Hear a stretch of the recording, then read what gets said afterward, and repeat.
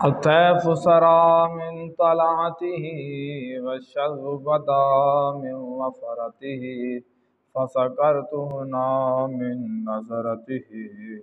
نادیاں فوجاں جد چڑیاں دو برو قوس مثال دے سنگد نو کے مزادے تیر چھٹن لباں سرخا کھاں کے لال یمن چٹے دند موتی دیاں ہن لڑیاں یہ صورت شالا پیش نظر رہے وقت نزات روز حشر بچ قبر تا پل تھی ہو سی گزر سب کھوٹیاں تھی سن تد کھریاں اس صورت نو میں جان آکھاں جانان کے جان جہان آکھاں سچ آکھاں تے رب دی شان آکھاں جس شان تو شانہ سب بنیاں سبحان اللہ ما اجمل کا ما احسن کا ما اکمل کا کتھے میرے علی کتھے تیری ثنا استاخ اکھیاں کتھے جھاڑیاں۔ حضرت سیدنا پیر مہر علی شاہ علیہ رحمت الرحمن آپ کی زندگی کے جس پہلو کو بھی دیکھا جائے،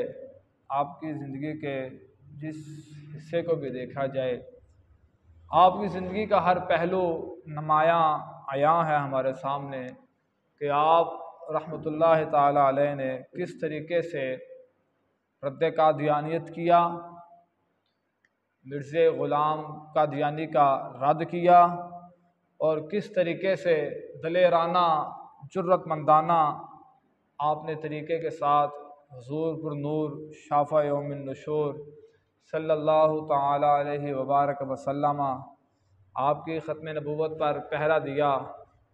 ملک پاکستان ہی نہیں بلکہ ساری دنیا اس کی گواہی دیتی ہے کہ جو کام حضور پیر مہر علی شاہ رحمۃ اللہ تعالی علیہ آپ نے حضور کی ختم نبوت پر جس طرح پہرا دیا کہ اس کی نظیر ہمیں دنیا میں نہیں ملتی۔ اس طریقے سے جب آپ رحمۃ اللہ تعالی علیہ قادیانی کے مقابلے میں جب آئے تو آپ نے کہا یار نبی ہونا بات کی بات ہے، نبی ہے اس پر دلائل دینا یہ اور بات ہو جائے گی، موضوع اور ہو جائے گا۔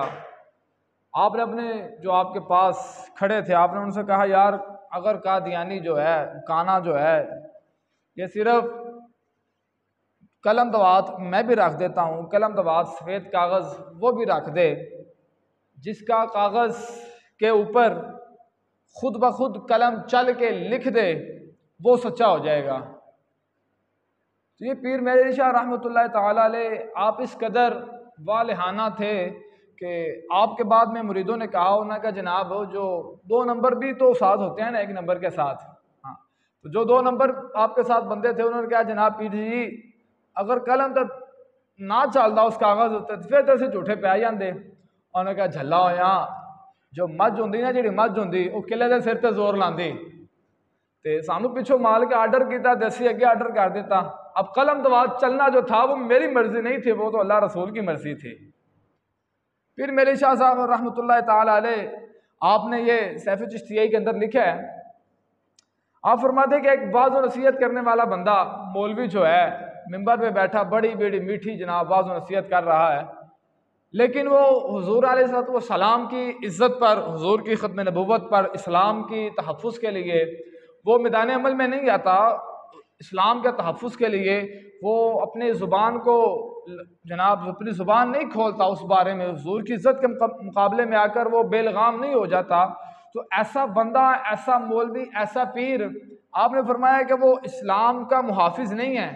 وہ اسلام کا خیر خواہ نہیں ہے، وہ تو اسلام کو نقصان پہنچانے والا ہے۔ تو آپ نے جب آپ سے بات ہوئی تو آپ نے فرمایا ہم سے مجھ پیر مہر علی شاہ رحمۃ اللہ تعالی علیہ سے ایسی بغیرت فقیری، ایسی بغیرت مولویت نہیں ہو سکتی کہ حضور علیہ السلام کی ختم نبوت کا منکر جو ہے وہ جناب ادھر جناب للکارتا پھرے اور پیر مہر علی شاہ رحمۃ اللہ علیہ یہ اپنے حجرے میں بیٹھا رہے، ایسی ہم سے بغیرت فقیری نہیں ہو سکتی۔ تو بھائی میرے آج کے دور کے اندر بھی جس طرح آپ دیکھ رہے ہیں کہ یہ ہماری حکومت وقت نے اسلام پر کتنا بڑا حملہ کیا کہ ٹرانسجینڈر کا جو قانون ہے، جو بل ہے، اس نے پیش کر دیا اور اس پر پاس بھی کیا، اور اسی کے اندر وہ سارے مولوی، پیر، فقیر جتنے تھے جنہوں نے حمایت کی، جنہوں نے جناب پس پردہ جا کر حمایت کی، جنہوں نے سامنے بیٹھ کر حمایت کی، جنہوں نے اس بل کے اوپر دستخط کر دیے، تو وہ کس صف میں ہم ان کو شامل کریں گے؟ تو خدارہ پیر میل شاہ رحمۃ اللہ تعالیٰ علیہ آپ کی جو زندگی ہے وہ تو حضور کی، ہم یہ ضرور کہتے ہیں کہ ہم جناب ان کے نقش قدم پر چلنے والے ہیں، تو ہمارے بابا جان رحمۃ اللہ تعالیٰ علیہ قبلہ امیر المجاہدین فرمایا کرتے تھے وہ تو تھے آبا تمہارے، تم کیا ہو؟ تم اپنا بتاؤ کہ تم نے اسلام کے کیا کام کیا ہے؟ ٹرانسجینڈر کا بل پیش ہو گیا اور پاس بھی ہو گیا، پھر اس کے بعد اب اس پر پاکستان میں عمل درآمد بھی اس پر کروایا جا رہا ہے، تو اس کے مقابلے میں بتاؤ وہ پیر فقیر جو کہتے ہیں جی ہمارے 10 لاکھ مرید ہیں، اتنے اتنے مرید ہیں ہمارے پاس، وہ کدھر گئے؟ کدھر جا کے اجروں میں بیٹھ گئے؟ تو لہٰذا پیر میل شاہ رحمۃ اللہ تعالیٰ علیہ آپ کا عرص پاک ہے، آپ کے عرص پاک کی آمد ہے، ان کی سیرت پر عمل اس سے بہتر نہیں ہو سکتا، ان کے نقش قدم پر چلنا اس سے بہتر کوئی اقدام نہیں ہو سکتا کہ اس ٹرانسجینڈر بل جو حکومت نے پیش کیا ہے اس پر پوری امت مسلمہ جو ہے وہ اٹھ کھڑی ہو۔ اگر ہم چاہتے ہیں کہ ہم پر رب کا عذاب نازل نہ ہو، ابھی تو سیلاب آیا اور آدھا جو ہمارا پاکستان ہے وہ سیلاب کی زد میں چلا گیا، اور اگر اس بل پر اللہ نہ کرے کروڑا درجے تک ہماری توبہ ہے، یا اللہ ہم اس میں بل میں ذرا برابر بھی شریک نہیں ہے، نہ ہماری حمایت ہے، جو ہیں ان کو غرق کر، حضور کی عزت کا تحفظ کرتے ہوئے ان کو غرق کر، اسلام کی ساتھ بلندی کرتے ہوئے ان کو غرق کر، نیست و نبود کر، ان کے حمایتوں کو بھی نیست و نبود کر۔ اگر اللہ نہ کرے کہ ہم پر وہ آسمان سے بارش جو پتھر ہیں وہ برس پڑے تو پھر ہمارا کیا ہوگا؟ وَأَمْطَرْنَا عَلَيْهَا حِجَارَةً مِّن سِجِّيلٍ مَّنضُودٍ مُّصَمَّمَةً عِندَ رَبِّكَ وَمَا هِيَ مِنَ الظَّالِمِينَ بِبَعِيدٍ۔ میرے بھائی ابھی ہمارے پاس سب کچھ موجود ہے، ابھی رب کی بارگاہ میں توبہ طائب ہو جاؤ اور اس ٹرانسجینڈر بل کے خلاف ہمارے بزرگان دین کی سنت پر عمل کرتے ہوئے میدان عمل میں نکل آؤ، تاکہ ہم اللہ کے حضور قیامت والے دن یہ تو کہہ سکیں گے نا کہ یا اللہ اور ہمارے پاس کچھ نہیں تھا، ان حضور کے غلاموں نے، مولویوں نے، پیروں نے یا اللہ تیرے حبیب کی دین کی تحفظ کے لیے انہوں نے آواز دی تھی، ہم نکل کر میدان عمل میں آ گئے ہیں۔ دعا کہ اللہ رب العزت صحیح معنوں میں بزرگان دین کی سیرت پر عمل کرنے کی توفیق عطا فرمائے۔